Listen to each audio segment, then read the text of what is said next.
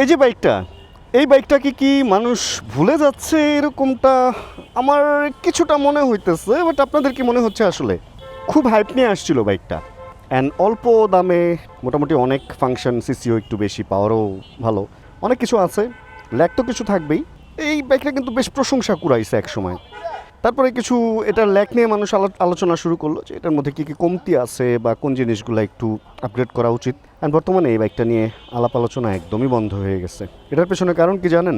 কারণ হচ্ছে অপশন যখন অনেক থাকবে তখন ওই অপশন থেকে মানে একটা খুঁজে বের করা এটা যেমন কঠিন, ঠিক ওরকম অনেক অপশনের মধ্যে একটা দুইটা অপশন মানুষ আস্তে ধীরে ভুলে যাবে। এ কারণে হচ্ছে কোম্পানিগুলো মার্কেটিংয়ে খরচ করে, বারে বারে মনে করায় যে না একটা বাইক এরকম মার্কেটে আছে, বা এই বাইকের এই আছে, ওই বাইকের ওই আছে, এই রাস্তায় এই বাইক এমন চলে, ওই রাস্তায় এই বাইক এমন চলে।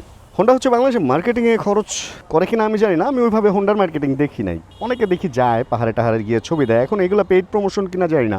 আর একটা জিনিস শুরুতেই বলে রাখি, পেইড প্রমোশন আমি মোটামুটি বন্ধ রাখছি। এখন কিছু কিছু ব্র্যান্ডের সাথে আমার কিছু কাজ বাকি রয়ে গেছে, ওইগুলো হয়তো মাঝে মধ্যে দেখেন। আবার অনেক সময় দেখা যায় যে কোনো একটা প্রোডাক্ট, ধরেন একটা উইন্ড ব্রেকার, একটা রেইনকোট আমার কাছে ভালো লাগলো, অ্যান্ড ওইটা নিয়ে আমি অনেক সময় কথা বলি। এখন ওইটা পেইড প্রমোশন না, ওইটা হচ্ছে মানুষকে জানানোর জন্য। এখন ভাই এটারে যদি পেইড ধরেন তাহলে একটু জিনিসটা নিজের কাছেই খারাপ লাগে। যাই হোক, এই হচ্ছে একটা হর্নেট, আজকে এটা আমরা চালাবো। এর আগে একটা ঘটনা আপনাদেরকে দেখাইতে চাই। এখানে একটা গাড়ি আছে, এই গাড়িটা তো আপনারা মনে হয় চিনেন যে এই গাড়িটা কার বা এই গাড়িটার ইতিহাস কি। এই গাড়িটা হচ্ছে আমাদের, অ্যান্ড এই গাড়িটা হচ্ছে নতুন করে কালার করা হয়েছে। কতদিন হবে? 1 মাস। অ্যান্ড আজকে হঠাৎ করে এই কালারের মধ্যে এই ঘটনাটা ঘটে গেছে। এই যে ছোট্ট একটা ঘটনা, স্ক্র্যাচটা তুলতে গেলে মোটামুটি ঘষা টসা দিয়ে যদি উঠে তাহলে তো উঠলো, আর যদি রং নষ্ট হয়, রং তো নষ্ট হয়েছেই, তাহলে এই পোর্শনটা ঠিক করতে পুরো এই ডোরটা কালার করতে হবে এবং মিনিমাম 5,000 টাকা খরচ হবে, উপরে আরও বেশি। অ্যান্ড এই ঘটনাটা যে ঘটাইছে সে আসলে আর কেউ না, সে হচ্ছে এই অটো সাহেব। আর ওনাকে আমি জিজ্ঞেস করছি যে ভাই কীভাবে এই ঘটনাটা ঘটাইলেন? বলতেছে আমি আসতেছিলাম, এর মধ্যে সামনে একজন ব্রেক করছে, আমি সরাসরি যে যারা তারে মারি তাহলে তো তার গ্লাস ভেঙে যাবে, তাই না, সরাসরি মারলে। এই জন্য এই গাড়িটা ঘুরতেছিল মোড় দিয়ে, ইন্ডিকেটার দেওয়া ছিল, তো এই গাড়িটার মধ্যেই ঢুকায় দিচ্ছে যে গাড়ির সাথে লাগলে ওনার ওই কোনার লোহাতে লাগবে, তাহলে ওনার গ্লাস টাস ভাঙবে না। মানে নিজেকে বাঁচাইতে চা আরেকজনের ক্ষতি সে করে দিচ্ছে। এখন এই অবস্থা যদি আপনার সাথে হইতো তাহলে আপনি কি করতেন? আপনি কি অটোটাকে ছেড়ে দিতেন? এইভাবে অটো ছাড়তে ছাড়তেই আসলে আমরা না অটোদেরকে মাথায় তুলে ফেলছি।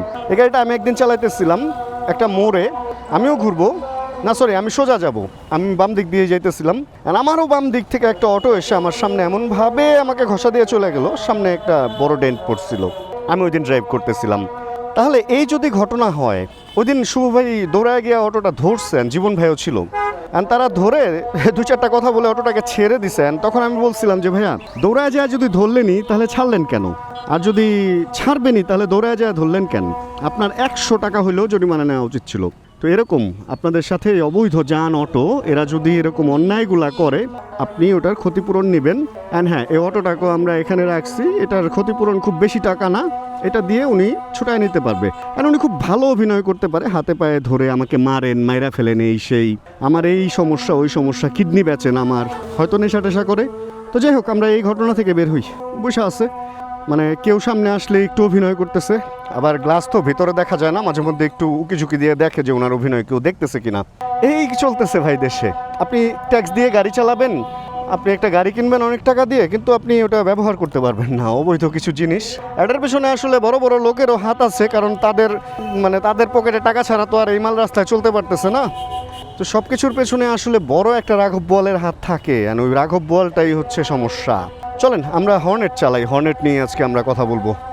কিরে কি হলো তখন, কামড় টামড় দিবি নাকি? হর্নেট যখন প্রথম আসলো তখন বাইকটা আমার বেশ পছন্দ হয়েছিল, ডিজাইন অ্যান্ড সব কিছু। বাট যখন এটার হেডলাইটের আলো দেখলাম তখন বাইকটা আবার অপছন্দ হয়ে গেছিলো, কারণ আমরা চাইলেও এই এলইডি হেডলাইট চেঞ্জ করতে পারবো না। যদি হ্যালোজেন হইতো তাহলে বদলা এলইডি লাগানো যেত, বাট এটার মধ্যে তো এলইডি ফুল সেট আপ। এখন এই অবস্থায় পরে ওই বাইকটা দিনের জন্য কিনছিলাম, যে দিনে তো ঠিকঠাক মতো চালানো যায়।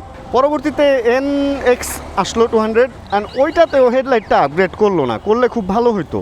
তবে হর্নেটের বেশ কিছু ভালো জিনিস আছে, এটার ইঞ্জিন স্মুথনেস অ্যান্ড এটার অন্যান্য যে স্মুথ ব্যাপারগুলো, এটার ক্লাচ, এটার ব্রেকিং, সামনেরটা বিশেষ করে, পেছনেরটা বেশি ভালো না। এইরকম মানে বাইকটার বেশ কিছু ভালো জিনিস আছে।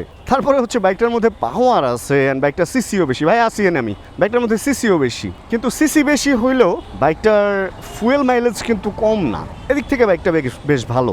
সিটি, হাইওয়ে অ্যান্ড বাংলাদেশের যে কোনো রাস্তার জন্য এই বাইকটা ঠিক আছে। পেছনের চাকাও যথেষ্ট পরিমাণ ওয়াইডার, সামনের চাকাও 110, মানে চিন্তা করা যায় সব দিক থেকে সার্বিক বাইকটা ভালো করছে, আমি অস্বীকার করব না। কিন্তু টুকটাক কিছু এমন জিনিস উল্টাপাল্টা করছে, আপনি ক্লাচ এখান থেকে অ্যাডজাস্ট করতে পারবেন না, থ্রোটল এখান থেকে অ্যাডজাস্ট করতে পারবেন না। এই জিনিসগুলা করতে হলে আপনাকে অনেক সাফার করতে হবে কিট টিট খুলে। মানে এই ছোট্ট ছোট্ট কিছু জিনিস, এগুলা যদি একটু আপগ্রেড করতো তাহলে এই বাইকটা মনে হয় আর একটু ভালো হইতে পারতো। কারণ ক্লাচ এটার অ্যাডজাস্টমেন্ট এদিক সেদিক হবেই, থ্রোটলের অ্যাডজাস্টমেন্ট এদিক সেদিক হবেই, এটাই নিয়ম। কারণ ভেতরে যে কেবলটা থাকে ওই কেবলটার টেম্পার শেষ হয়, ঢিল হয়, প্যাচ দেয়া কেবল তো, পেঁচানো কেবল, ওগুলো আস্তে আস্তে পুরানো হইতে হইতে একটু ঢিল হইতে থাকে।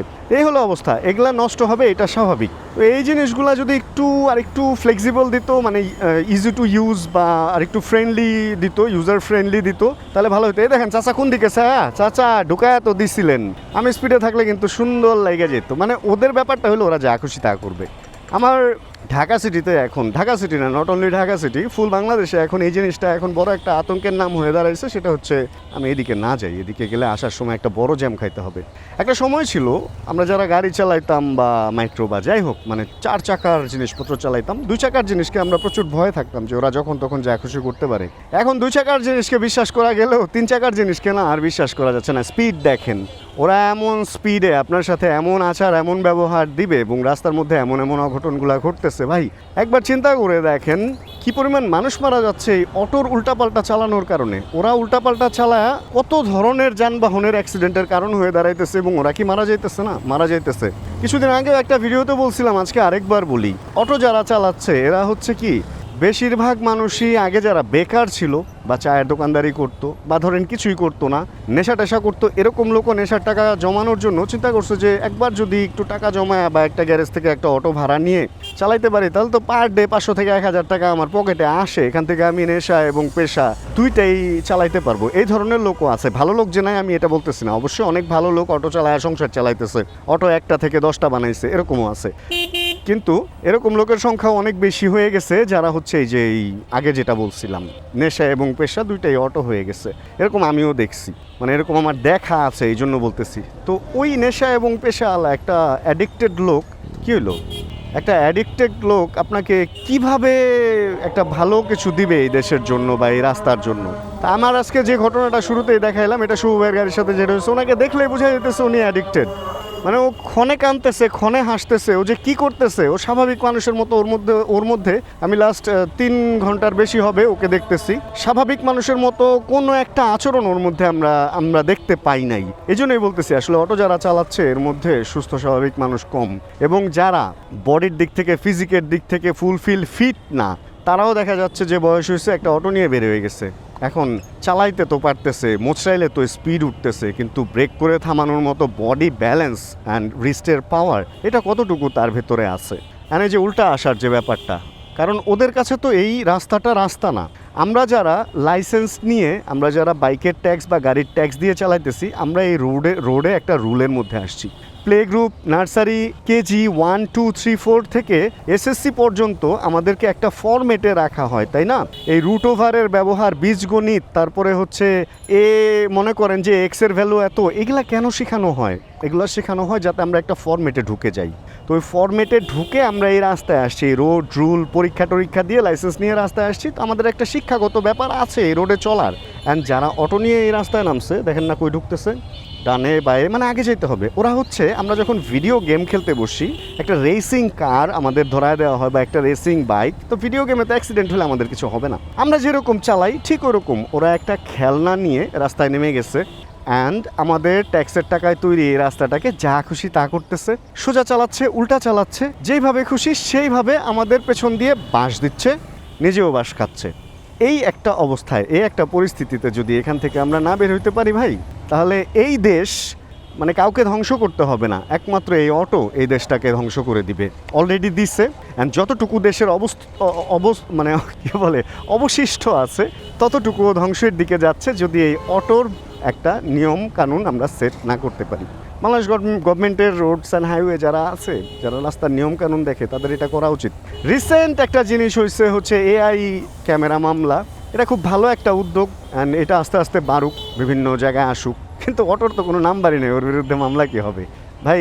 মেজাজ খারাপ লাগে এগুলা নিয়ে কথা বলতে গেলে। ওয়েট এগুলা বাদ দেই। তো হর্নেটে আমরা ছিলাম, হর্নেটে আমরা ফেরত আসি। হর্নেট বেশ ভালো একটা ব্যাপার ছিল, কিন্তু আসলে এখন বাংলাদেশের মার্কেটে এত বাইক আসছে এবং মানুষ তার নিজের বাইকটাকে এত সুন্দরভাবে উপস্থাপন করতেছে, তো আসলে ওর মধ্যে হোন্ডার মার্কেটিংয়ের অভাবেই হয়তো হোন্ডা একটু পেছনে পড়ে যেতেছে। একটা এনএক্স বাইক নামাইছে, এরকম একটা ট্যুরিং সেট আপের একটা বাইক করা যায় এটাকে।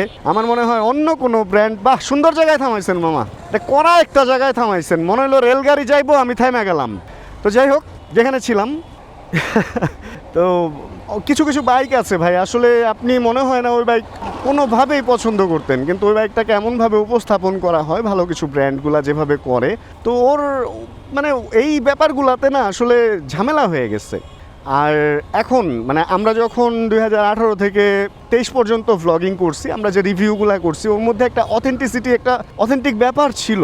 আর এখন যে ব্যাপারটা হয়েছে, এখন আসলে কোনো ভ্লগারের কোনো কথা বা কোনো ইনফ্লুয়েন্সারের কথা বিশ্বাস করাও মুশকিল হয়ে দাঁড়াইছে। প্রত্যেকটা কোম্পানি বাইক নামানোর পরে ইনফ্লুয়েন্সারদের দিয়ে তাদের যেই মেইন কথাগুলো ওইগুলা বলায় ফেলতেছে, এবং ওই বাইকগুলার মধ্যে যদি কোনো ল্যাকিং থাকে ওই ল্যাকগুলা যাতে না ফ্ল্যাশ হয়, মানে কিনে ফেলতেছে ব্যাপারটা। তো এই লড়াইয়ে আসলে জেতাটা খুব টাফ, আর এই লড়াইয়ে একটা ভালো জিনিস খুঁজে বের করাও টাফ। এই কারণে আমি বলবো যে আসলে নিজে একটু স্টাডি করে যে কোনো একটা বাইক কেনার আগে ওই বাইকটা যারা চালায় তাদের সাথে একটু আলাপ আলোচনা করে ওই বাইকটা কেনা উচিত। সেটা হর্নেট হোক, সেটা Yamaha, Suzuki, TVS, Bajaj, hero বা চাইনিজ যে কোনো কোম্পানিগুলো আছে, যে বাইকই কিনেন। এখন চাইনিজ বাইক নিয়ে আমি কোনো কথা বলি না, কারণ এটা আমার খুব একটা পছন্দের কোনো সিরিজ না এই চাইনিজ সিরিজটা। তো আমি আসলে মেইনলি কাজ করি বা আমি মেইনলি চালাই হচ্ছে জাপানি এবং যে আমাদের ইন্ডিয়ান টেকনোলজি, মানে ইন্ডিয়ান এবং জাপানি যে টেকনোলজি। ইন্ডিয়া আমাদের পাশের দেশ, আমাদের বলে ফেলছি, এটার আবার কেউ ইস্যু বানায়েন না। তো ইন্ডিয়া এবং জাপান এই দুইটা দেশে হচ্ছে আমি এই দুইটা দেশের বাইকই হচ্ছে চালাই বেশিরভাগ সময়। এখন এইগুলা নিয়ে কথা বলতে আমি স্বাচ্ছন্দ্য বোধ করি। চাইনিজ বাইক আমি ওইভাবে রেগুলার চালাইও না, এবং দেখছেন হয়তো আমি কখনো চাইনিজ বাইক আসলে কিনি নাই আমার জন্য। একদম আছে না টেম্পোরারি 7 দিনের জন্য একটা বাইক এনে চালাবো, এরকমও করি নাই এখনো পর্যন্ত। চাইনিজ বাইক নিয়ে শুধুমাত্র লং ট্যুর দিছি জিপিএক্স নিয়ে, নট ব্যাড, ভালো লাগছে হাইওয়ের জন্য। আচ্ছা, ওগুলো নিয়ে আরেকদিন কথা হবে। তবে যেটা আমি বলবো যে কোনো বাইক আপনি যদি কিনতে চান তাহলে বাইকটার একটু রিভিউ দেখে কেনা ভালো, এবং যে চালায় অবশ্যই তার রিভিউ। আর যদি আপনি বাইক সম্পর্কে কম জানেন তাহলে যে কোনো বাইক মার্কেটে আসলে প্রথম দিকে কেনার দরকার নাই। প্রথম দিকে কিনলে কি হবে, এক হচ্ছে মানে ওটার এটা একটা আপনার কি বলে রিস্ক নেওয়া হবে যে আসলে বাইকটা কি আপনার মন মতো হবে কি হবে না। তার চেয়ে আপনি যদি 6 মাস পরে নেন বা 3 মাস পরে নেন, কিছু লোক চালানোর পরে তো ওইটার একটা রিয়েল রিভিউ আসবে, তখন হয়তো কিনলে আপনি জেনে কিনতে পারবেন যে আসলে আপনার মন মতো হইলো কি হইলো না।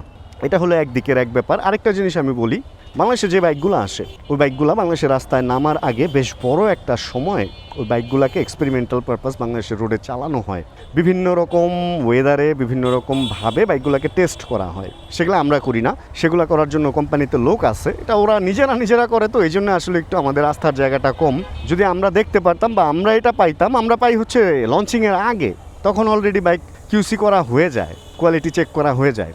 তো কোয়ালিটি চেকটা করার সময় বেশ কিছু জিনিস এটা ফ্যাক্টরিতে প্লাস এই দেশের আবহাওয়াতে টেস্ট করা হয়, আর ওগুলা করে টোরেই বাংলাদেশের মার্কেটে নামানো হয়। আর একটা জিনিস মাথায় রাখবেন, আসলে বাইক কিনলে ঠকবেন না, কারণ যেই বাইকটা যেই দামে বাংলাদেশের মার্কেটে আসছে ওই বাইকটার মধ্যে ওই ফিচারগুলো এই দামে অন্যান্যরা তো কিনতেছে, অনেক অভিজ্ঞ লোকও কিনতেছে। তো যেহেতু অভিজ্ঞ লোকরা কিনতেছে সেহেতু আপনি কিনলে ঠকবেন না। তো আসলে প্রত্যেকটা জিনিসে একবার জিতবেন একবার ঠকবেন, এটাই হচ্ছে নিয়ম যে কোনো বাইক। বাট সত্যি কথা কি, এই বাইকটা নিয়ে আজকে ভিডিও করলাম কেন, আমি খাওয়া দাওয়া করতে বের হয়ে দেন বাইক ফেরিতে আসছিলাম, দেখি হর্নেটের বিশাল কালেকশন, ওনাদের ওখানে অনেকগুলো হর্নেট আছে, 10 বছরের পেপার, 2 বছরের পেপার। তা আমি চিন্তা করলাম একটু হর্নেট চালাই, অনেকদিন হর্নেট চালানো হয় না, আর আমি হর্নেট বিক্রি করছি অনেকদিন। এনএক্স কিনে এনএক্সটাও আমার ভালো লাগে না, আমি ওটা আবার ফেরত দিয়ে দিচ্ছি। তো বাট হর্নেটটা আমার কাছে এখনও ভালো লাগে। এই বাইকটা যদি ডুয়েল চ্যানেল এবিএস সহ বাংলাদেশে আসে তাহলে হয়তো এই বাইকটা আমি আবার কিনবো। মানে ওভারঅল বাইকটা আমার ভালো লাগে অ্যান্ড যেগুলো বললাম অ্যাডজাস্টমেন্টের ব্যাপার ওইটা হয়তো কোনো না কোনোভাবে মেনে নেওয়া যায় আর কি, যেহেতু অনেক কিছু পারি ওই কিট টিট খুলে ওইটা অ্যাডজাস্ট করে নিতে পারবো, বা হয়তো মাসে 2 মাসে একবার অ্যাডজাস্ট করে নিবো একটা ওয়ার্কশপ থেকে, এই তো এটা বড় কোনো ইস্যু না। এই তো তাহলে বাইক কেনার আগে আসলে এত কিছু চিন্তা করলেও ভালো, আবার এত কিছু চিন্তা না করলেও ভালো। আসলে 2 রকমের লোক ঠকে কম, এক হচ্ছে বেশি জানা লোক, এক হচ্ছে কিছুই জানে না যে এরকম লোক। মিডল ক্লাস অ্যান্ড মিডলের যে লোকগুলো এগুলারই হচ্ছে যত ঝামেলা, না যাইতে পারে ডানে না যাইতে পারে বামে, এরা দাড়ি পাল্লার মাঝখানের ওই আংটাটার মতো অল টাইম ঝুলেই থাকে, কখনো নিচে উপরে উঠতে পারে না। তো তার চেয়ে এক পাশ উপরে এক পাশ নিচে যদি থাকেন তাহলে হয় জিতবেন নয় হারবেন, হয় হারবেন নয় জিতবেন, দুইটার যে কোনো একটা হবে। এগুলো ব্যাপার। যাক, এই কথা দিয়ে আজকের ভিডিওটা আমরা এখানে শেষ করি। যদি আজকের ভিডিওতে কোনো কিছু ভালো লাগে ছোট করে একটা লাইক দিয়ে দেন, চ্যানেলে যদি নতুন হন প্লিজ সাবস্ক্রাইব বাটন চাপ দিয়ে হয়ে যায় না আমাদের ফ্যামিলি মেম্বার। জানাবেন কে কোন জায়গা থেকে ভিডিও দেখছেন, আর যতক্ষণ পরবর্তী ভিডিও নিয়ে আমি না আসতেছি ততক্ষণ ইনশাআল্লাহ আমরা থাকবো সুস্থ এবং করতে থাকবো চিল, যেরকমটা ওনারা একটা হেলমেট কিনে চিল করতে করতে বাসায় ফিরতেছে। Chill bro. Check the mic and make sure it sound right, boys.